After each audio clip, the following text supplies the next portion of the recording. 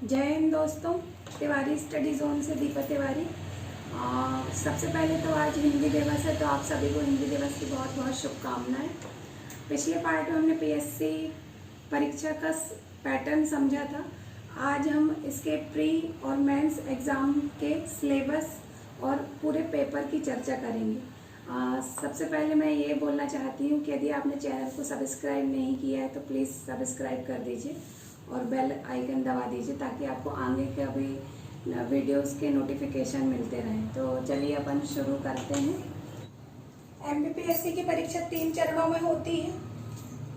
Prelims प्रारंभिक परीक्षा, mains मुख्य परीक्षा, इंटरव्यू साक्षात्कार। जैसा हमने चर्चा की थी कि प्रारंभिक परीक्षा सिर्फ छंटनी का काम करती है।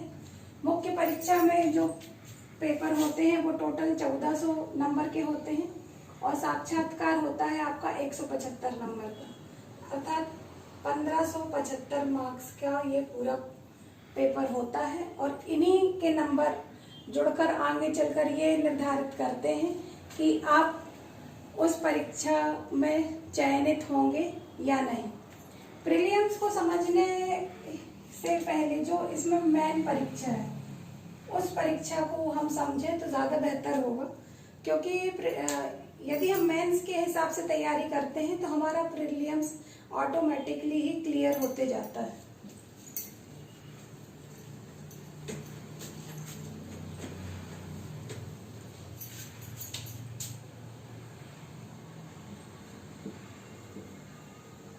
मेंस मुख्य परीक्षा, और यहाँ मैं बात कर रही हूँ एमपीपीएससी की। 2014 से पैटर्न हुआ है कि जीएस के आपके 4 पेपर होंगे।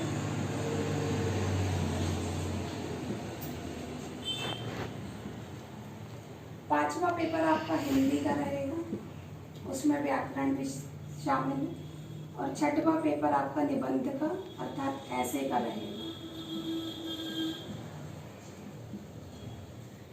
ये जो GS 1 से लेकर GS 3 तक है उसमें पार्ट डिवाइड होते हैं, पार्ट ए, पार्ट बी। इसमें भी पार्ट ए, पार्ट बी,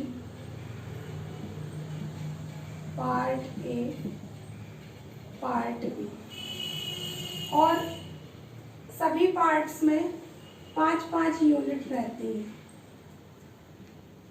सभी पार्ट्स में। और उन्हीं यूनिट्स में आपके क्वेश्चन डिवाइड रहते हैं।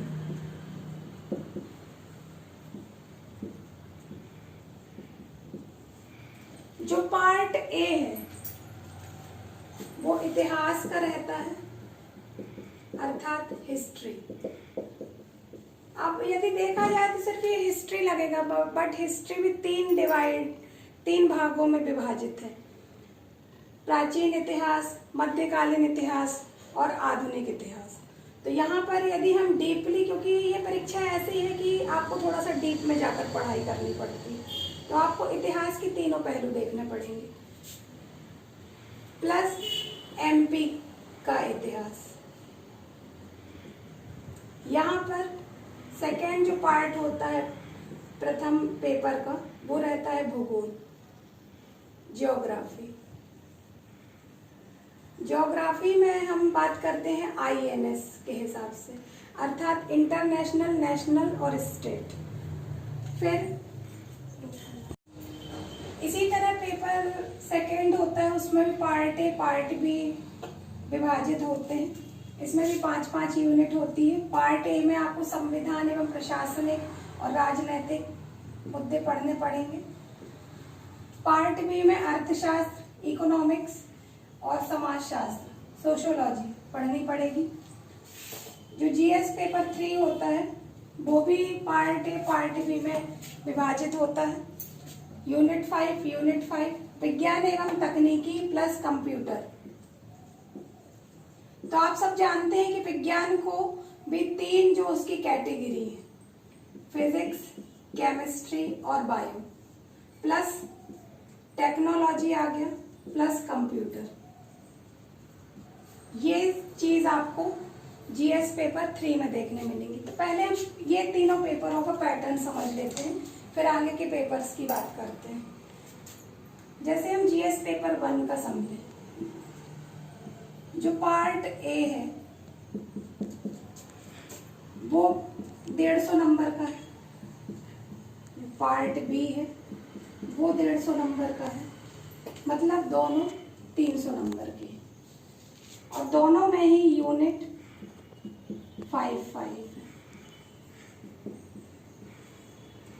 प्रत्येक यूनिट से आपको 3 अति लघु उत्तरीय, 2 लघु उत्तरीय और 1 निबंधात्मक या दीर्घ उत्तरीय प्रश्न करना पड़ेंगे। तो 3 5 15, 2 पंजे 10 और 1 के हिसाब से 5, मतलब इतने क्वेश्चन आपको पांचों यूनिट से सॉल्व करने।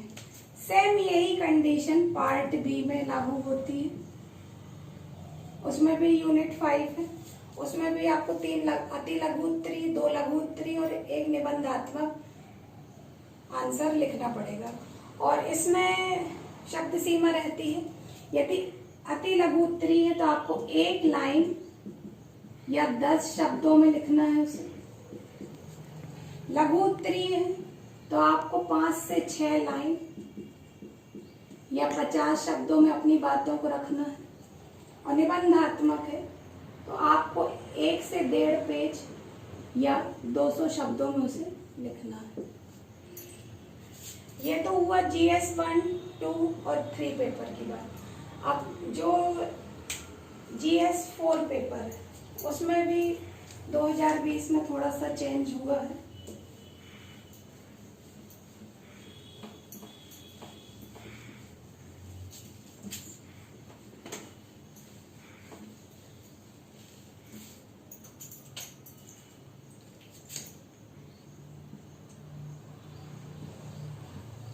इसमें दर्शन शास्त्र, मनोविज्ञान, लोक प्रशासन 3 सब्जेक्ट हैं। फिलॉसफी, दर्शन शास्त्र, फिलॉसफी, जितने भी दर्शन शास्त्री हैं उनका कुछ सिलेबस में लिस्ट दी हुई है, उनके बारे में आपको जानकारी देंगे। मनोविज्ञान, साइकोलॉजी और लोक प्रशासन, पब्लिक एडमिनिस्ट्रेटर। क्योंकि ये परीक्षा ही लोक प्रशासन की है, एडमिनिस्ट्रेशन की है, तो इस विषय के बारे में भी आपको जानकारी होनी चाहिए। ये पेपर होता है 200 नंबर का। जीएस 4 का जो पेपर है उसमें ये सब्जेक्ट तो डिवाइड है, बस इसमें पार्ट डिवाइड नहीं है कि पार्ट ए या पार्ट बी। 200 नंबर का पेपर है तो इसमें भी यूनिट 5 होती है, बट यूनिट 1 से लेकर 4 तक आपको 5 अति लघु उत्तरीय प्रश्न, 20 क्वेश्चन आएंगे, उसमें 2 अंक रहेंगे प्रत्येक क्वेश्चन के लिए, और 2 लघु उत्तरीय, हर यूनिट से आपको टोटल 8 क्वेश्चन आएंगे, उसमें 5 अंक रहेंगे, और 1 दीर्घ उत्तरीय प्रश्न, मतलब चारों यूनिट से 4 क्वेश्चन हो जाएंगे, तो हर एक क्वेश्चन के लिए आपको 20 अंक मिलेंगे। इसकी जो 5th यूनिट है उसमें आपको पूरे सिलेबस से, आपका जो पूरा सिलेबस है उसी से केस स्टडी के 2 केस स्टडी आएंगी, और प्रत्येक केस स्टडी के लिए आपको 20 अंक निर्धारित होंगे। तो इस हिसाब से यदि हम ये पूरे अंक जोड़ें तो ये पेपर भी 200 नंबर का होता है। तो ये जीएस 4 पेपर की बात हो गई। अब 5th पेपर अपना और 6th पेपर, जैसा कि आज हिंदी दिवस है 14 सितंबर को, तो 5th पेपर जो एमपीपीएससी का है वो हिंदी का ही है।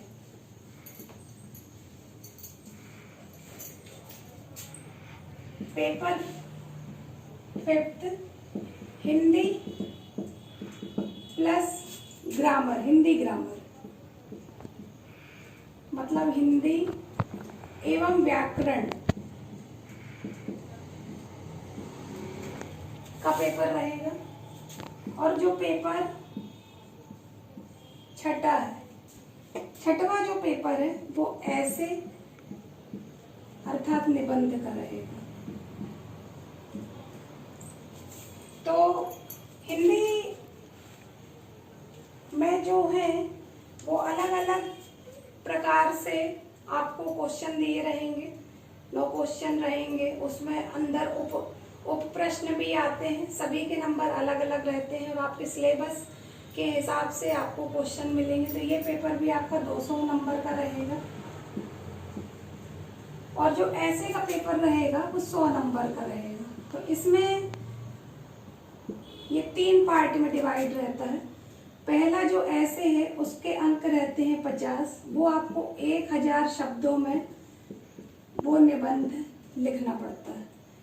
दूसरा जो निबंध रहता है वो 25 अंक का रहता है, उसमें आपको 500 शब्दों में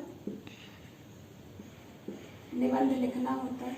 तीसरा जो क्वेश्चन रहेगा वो भी 25 अंक का रहेगा, बट उसमें भाव, पल्लवन, स्मरण पत्र, ये सब जो भी सिलेबस में आपका दिया हुआ है वो आपको 250 शब्दों में अपनी बात का आंसर देना पड़ेगा। तो ये तो हुई दोस्तों सिलेबस की बात। मैंने ये MPPSC साइट से हार्ड कॉपी निकाली हुई है। इसमें हमारा प्री से लेकर पूरा मेंस का पेपर है, पूरा सिलेबस है ये मैं आपको वीडियो के साथ ही इसको ज्वाइन कर दूंगी। तो जो आप लोगों का जो भी डाउट रहेगा वो आप बता सकते हैं। और हमारी फेसबुक लिंक भी दी हुई है डिस्क्रिप्शन में, तो वहाँ पर भी जाकर आप देख सकते हैं। Thank you.